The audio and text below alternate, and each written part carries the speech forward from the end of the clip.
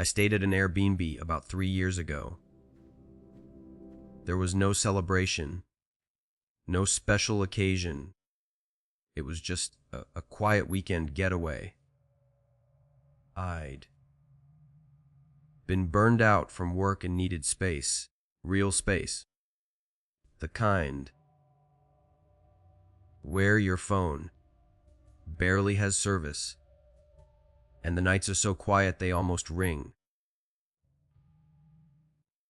The cabin was 4 hours from my hometown, tucked deep into the woods.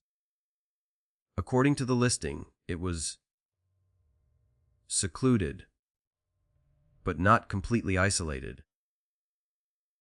There were 3 or 4 other cabins, scattered within about a mile, though you wouldn't know it unless you went looking for them. Trees surrounded the property on every side, and the forest pressed right up against the backyard like a dark wall. It was exactly what I wanted. I arrived early in the morning, just after sunrise. Fog clung low to the trees, and the air smelled damp and cold. The cabin looked normal enough, rustic, wooden, well maintained. Nothing about it set off alarms. I unloaded my bags, walked the perimeter of the property, and spent the next few hours exploring. Inside, the place was cozy. Stone fireplace, old wooden beams, big windows facing the woods. The kind of place meant to make you forget about the rest of the world. By afternoon, I took a seat on the back patio in one of those wooden swinging chairs. I remember thinking how quiet it was. No cars, no voices, no distant road noise, just wind through the trees. That's when I saw him. At first, it was just movement between the trunks. A figure walking slowly through the woods, about 50 yards out. I leaned forward, squinting. It was a man. Average height, average build, dressed casually. Nothing about him stood out. I didn't panic. My first thought was that he must be staying in one of the nearby cabins, maybe out for a hike. He wasn't looking toward the cabin. He just walked deeper into the trees, following a narrow, barely visible path until he disappeared from view. I shrugged it off and stayed outside for nearly an hour longer, soaking in the quiet. Eventually, I went back inside, made dinner, and settled in for the night. Later, I turned off the lights and put on a movie. The cabin felt safe, warm, the kind of safe that slowly lulls you into lowering your guard. About halfway through the movie, the doorbell rang. I froze. I didn't even know the cabin had a doorbell. The sound was sharp and sudden, echoing through the quiet interior. I muted the TV and sat still for a second, listening. Nothing. Finally, I stood up and walked to the front door. When I opened it, my stomach tightened.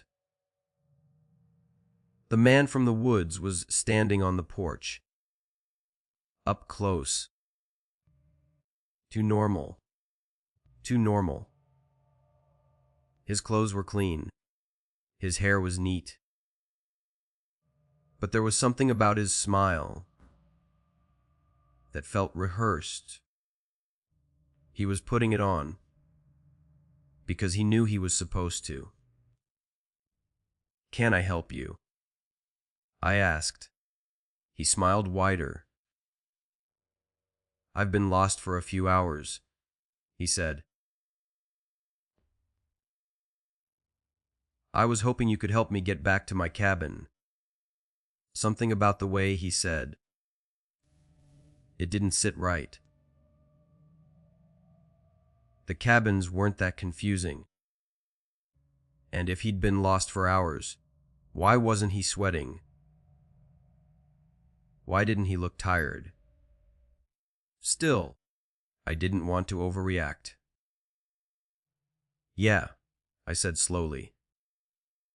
"Let me grab my phone. You can look up the address." I closed the door and walked back into the living room, my heart beating faster than it should have been. I picked up my phone, turned back, and opened the door again. He was gone. Not walking away. Not standing at the edge of the porch. Gone. I stepped outside, scanning the yard, the driveway, the trees. There was nowhere he could have gone without me seeing him. I stood there for a few seconds longer, then shut the door and locked it. I told myself it was nothing. Maybe he'd walked around the side of the cabin. Maybe he was embarrassed. But the feeling didn't go away. That night, I checked the locks before going to bed. Despite everything, I slept surprisingly well. The next morning, woke up early and stepped out onto the back porch with a cup of coffee. The forest looked exactly the same as it had the day before, still, quiet, indifferent. About 10 minutes later, I saw movement. The same man was walking through the woods again. Same spot, same path, same direction. That's when it hit me. He hadn't been lost. If he knew that path well enough to walk it twice, he knew exactly where he was. I went back inside and called a friend, explaining everything. Saying it out loud made it sound even worse. But it helped knowing someone else agreed. It was strange. As we talked, I heard it again. The doorbell. My blood ran cold. I whispered to my friend, what was happening? And left the call open. I walked to the door and opened it. He was there, smiling. "I'm lost," he said again, word for word. Same tone, same cadence. "Can you get your phone and search the address?" It felt like the air had been sucked out of my lungs. I slammed the door shut and locked it. My friend didn't hesitate. They told me to get out immediately. I packed as fast as I could, hands shaking. Before leaving, I checked the peephole. The porch was empty. I ran to my car, threw my bags in the back, and jumped into the driver's seat. As I backed out of the driveway, I glanced at the cabin one last time. He was standing inside, in the front window, watching me leave. I screamed and floored it. I didn't stop driving until I reached the highway. When I got home, I contacted the Airbnb owner and told him everything. The man, the doorbell, the break-in. His response was short and strangely calm. Apologized that I didn't enjoy my stay and offered no explanation, no concern, no follow-up questions. Just an apology. Weeks later, curiosity got the better of me. I went back to the listing. Not booked. Deleted. To this day, I don't know who that man was or how long he'd been inside the cabin before I ever arrived. But I'm convinced of one thing.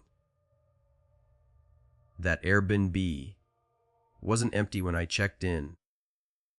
Someone was already living there. Story 2. Something followed me to the lake.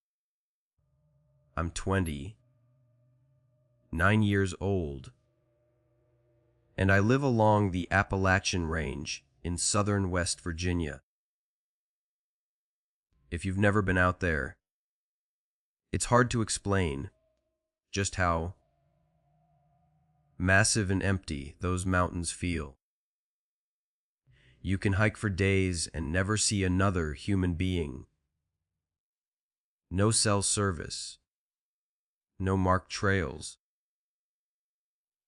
just trees, ridges, and silence that feels heavy enough to press against your chest.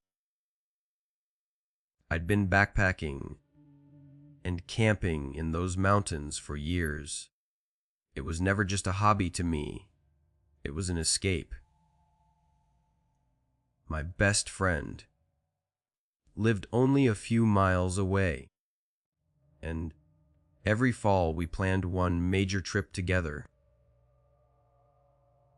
Sometimes it lasted 3 days, sometimes a full week. Just the two of us, packs on our backs, disappearing into the wilderness. In 2019, we planned our biggest trip yet. The goal was a small, remote lake near the top of the range. It wasn't on any recreational map. You couldn't drive anywhere near it. The only way to reach it was by navigating old backpacking routes, not trails, but directions. You'd pick a landmark, hike toward it, then find the next one. A ridge, a rock formation, a break in the trees. A few days before the trip, my friend called me. Work emergency. He couldn't go. I'd already taken the entire week off. I had my pack ready.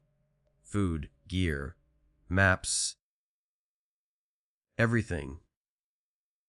After a lot of hesitation, I decided to go alone.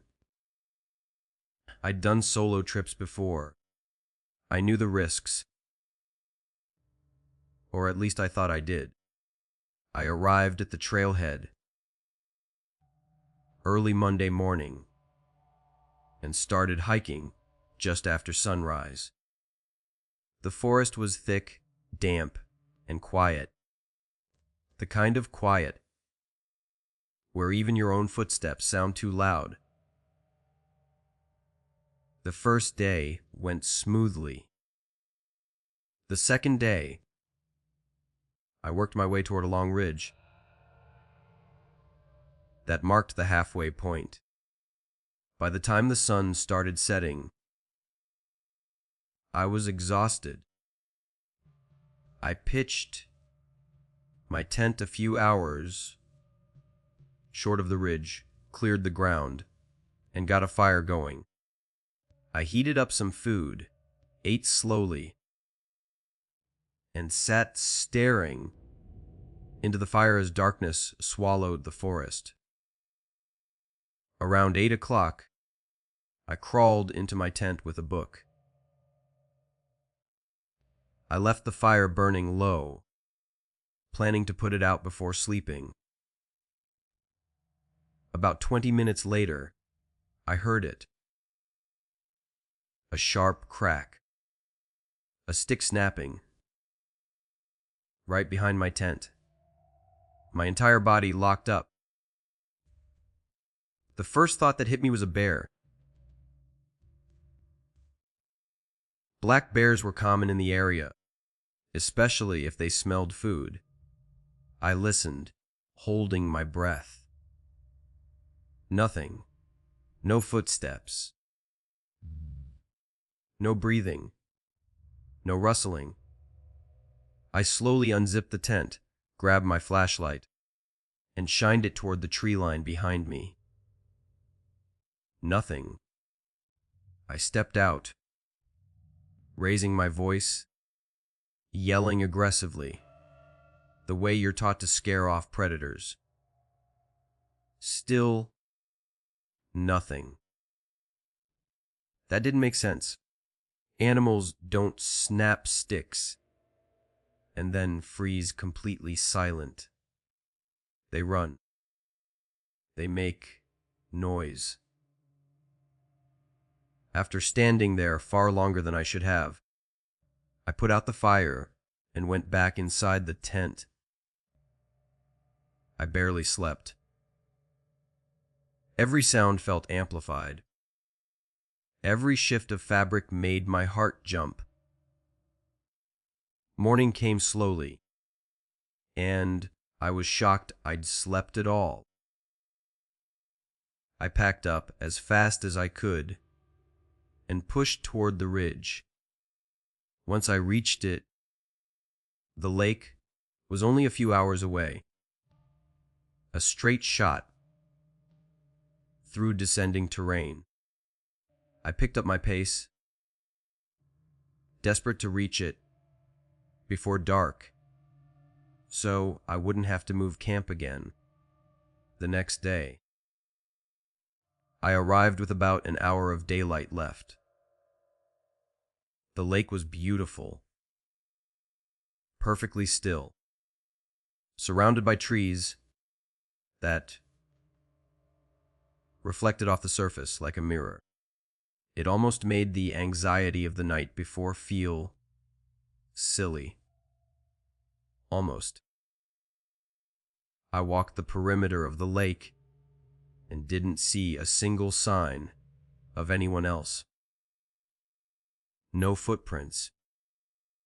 No campsites. No disturbed ground. I set up my tent along the tree line, built a fire, and tried to relax. As night fell, I started hearing it again. Soft sounds behind me. Footsteps. Slow. Careful. Just quiet enough that I couldn't be sure they were real. I kept turning around, shining my light into the trees. But the darkness swallowed everything. I told myself I was paranoid, that being alone had finally gotten to me. Eventually, I crawled into my tent and zipped it shut. Sleep came slowly.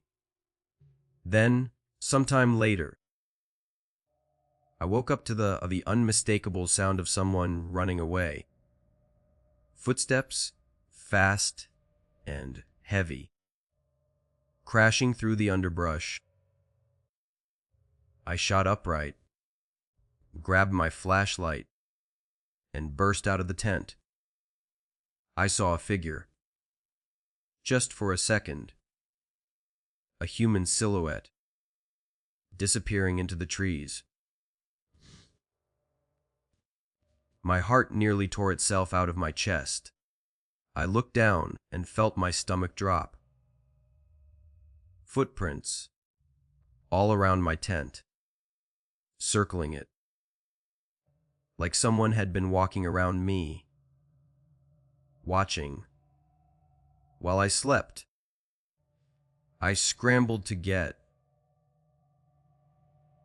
the fire going again, hands shaking so badly I dropped the lighter twice.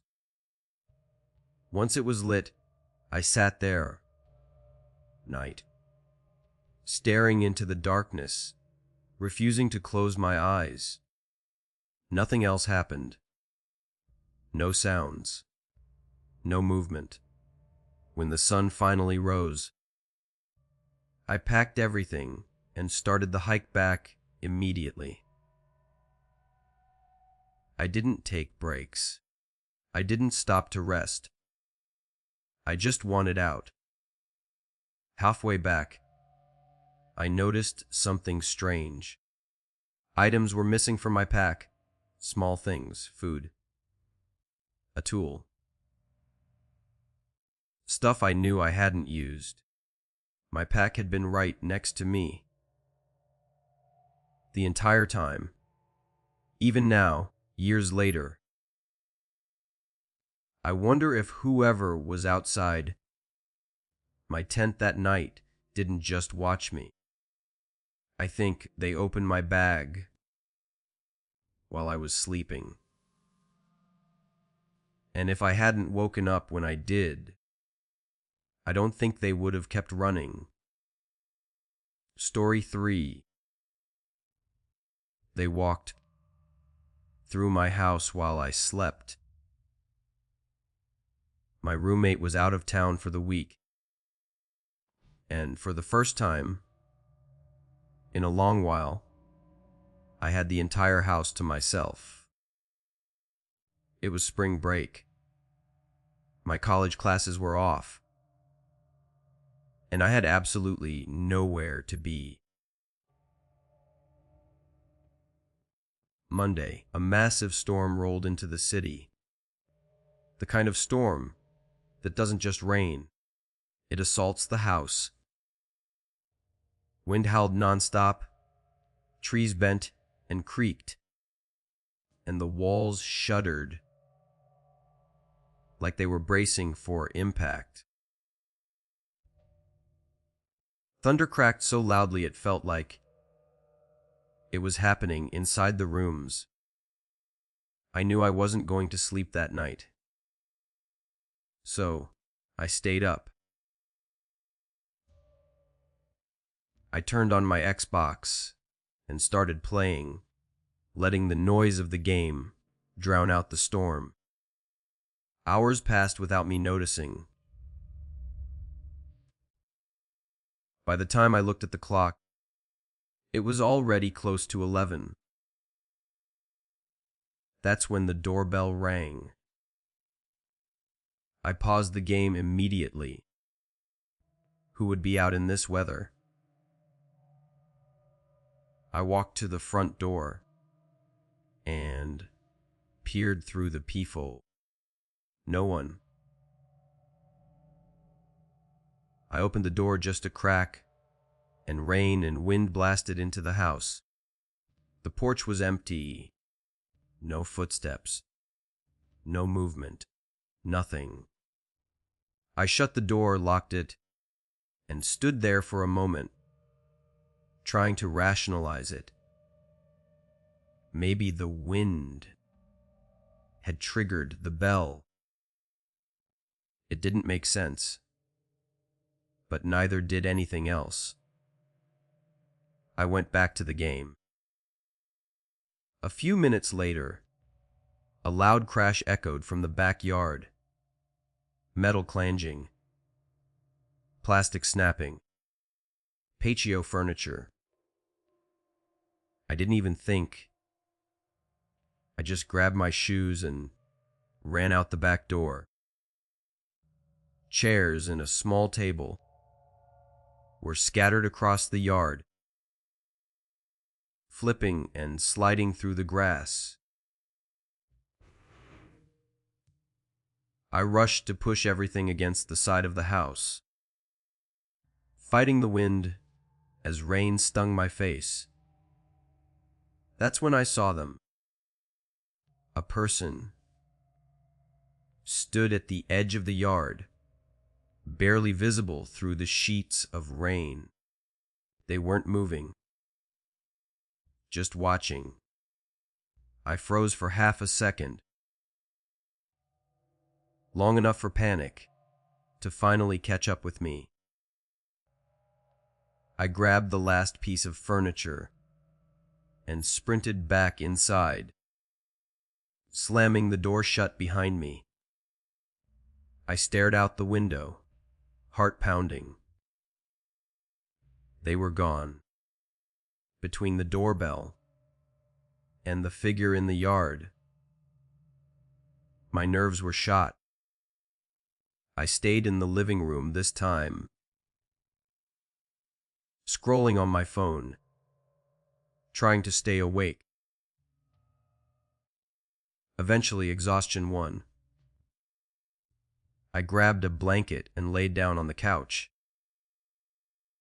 The storm was louder upstairs anyway, and I didn't want to move. I must have fallen asleep. Hours later, a violent gust of wind shook the house, ripping me awake. I pushed the blanket aside and sat up, planting my feet on the floor, and immediately felt water. Cold, soaking. I looked down.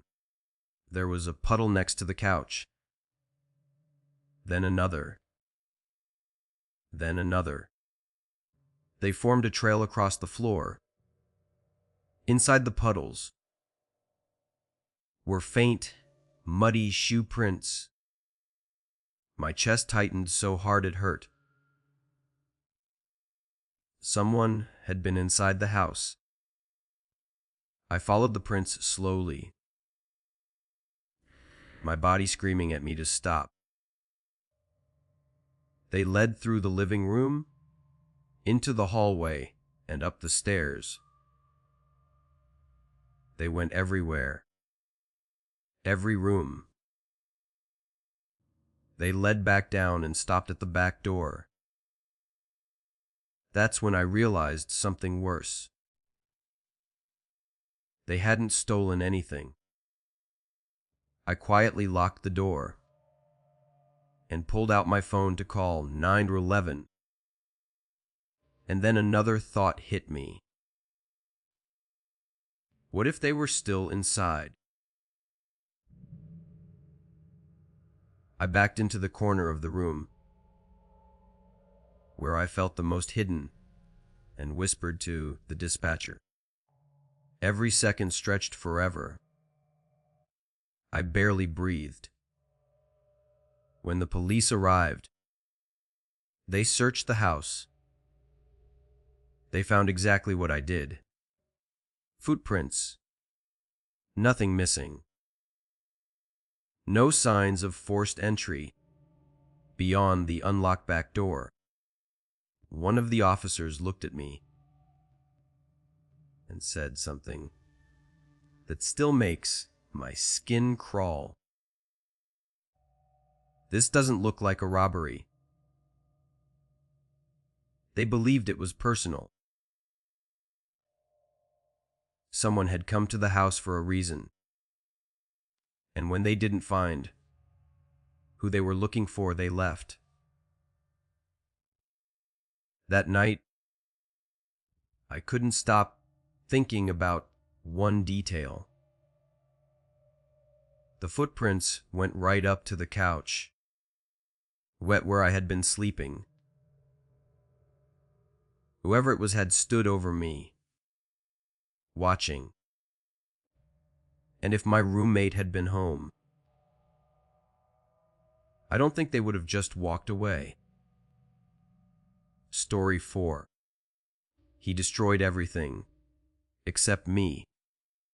Last year, I agreed to house sit for one of my closest friends while she and her partner went on a 2-week business trip.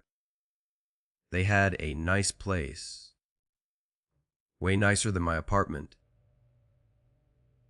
and a small list of responsibilities: feed a few lizards, keep the fish alive, water the plants. Easy. The first week felt like a vacation. I settled into their routine,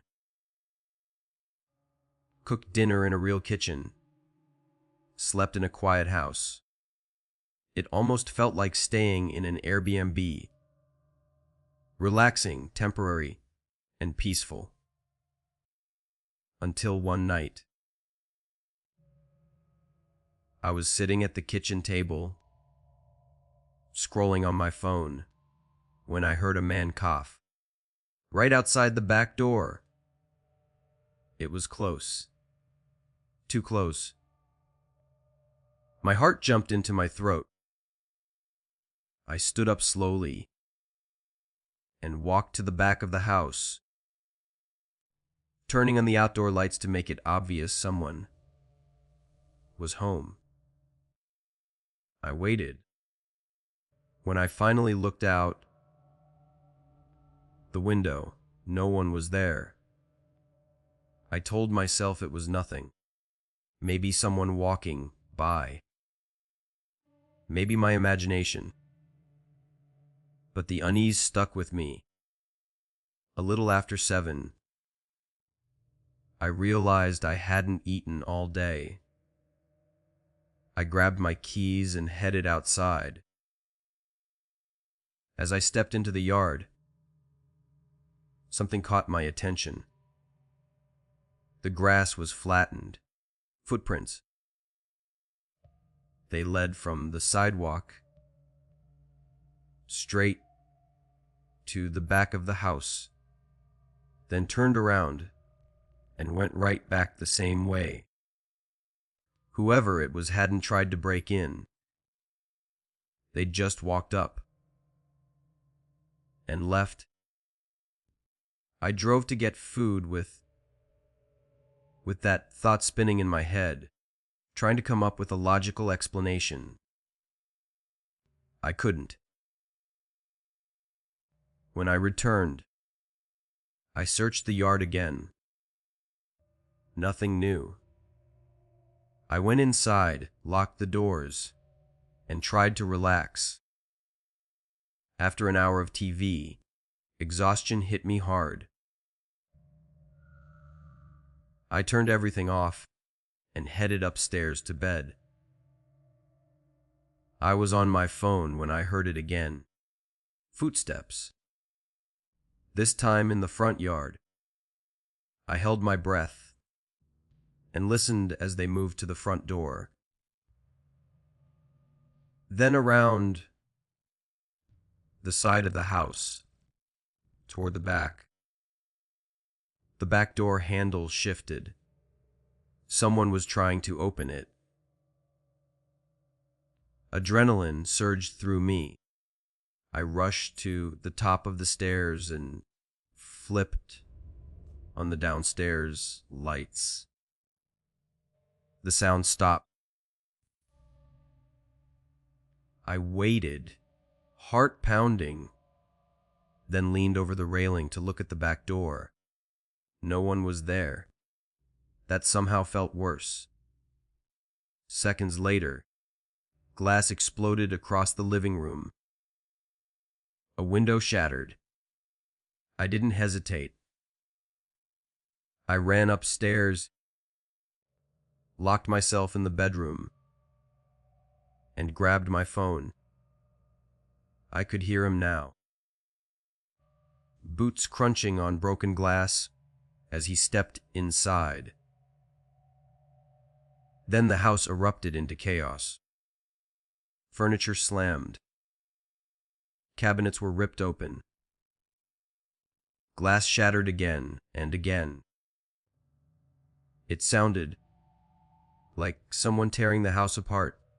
with pure rage. I called the police, whispering, shaking so badly, I nearly dropped the phone. The destruction moved upstairs. A door slammed open. Then another. The man reached the hallway outside the room I was in. He tried the handle. Locked. Instead of leaving, he began smashing something against the door. The wood cracked. One of the panels splintered so badly his hand pushed through. Fumbling for the lock, I screamed. The door flew open. He stepped inside. He wore a hoodie and a face mask, and in his hands was a metal baseball bat. I backed into the corner, frozen, tears streaming down my face. He looked at me, really looked at me, eyes burning with rage. Then he looked away. Without saying a word, he started destroying the room. He smashed the walls, the furniture, the mirror, everything. He never touched me, never spoke. When he was done, he ran out, continuing his rampage through the house before finally disappearing into the night. I stayed frozen in that corner until the police arrived. My friend came home early. The next morning, the house was unrecognizable. Nearly everything had been destroyed. Nothing was stolen. The police told us it almost certainly had to be someone she knew, someone with a personal grudge. But she couldn't think of a single person who would do this. The most terrifying part wasn't the bat. It wasn't the destruction. It was the realization that he had full control. He could have hurt me. He chose not to. And to this day, we still don't know why. What stayed with me the longest wasn't the broken glass, or the shattered walls, or even the man holding the bat. It was the way he looked at me, and then chose to ignore me, because that meant I was never the target. I was just in the way. Whoever he was, he knew that house. He knew when to come. He knew exactly what he wanted to destroy. And when he was done, he left without taking a single thing. Some people break in to steal. Some come to hurt. But the most terrifying ones come only to send a message. And the scariest part, you may never know who that message was meant for, or how close you were to being part of it. So, tonight, when the house creaks, when you hear a sound outside that doesn't quite make sense-y, and when you double, check the locks just to be sure. Remember, sometimes being spared is more unsettling than being attacked. Sweet dreams.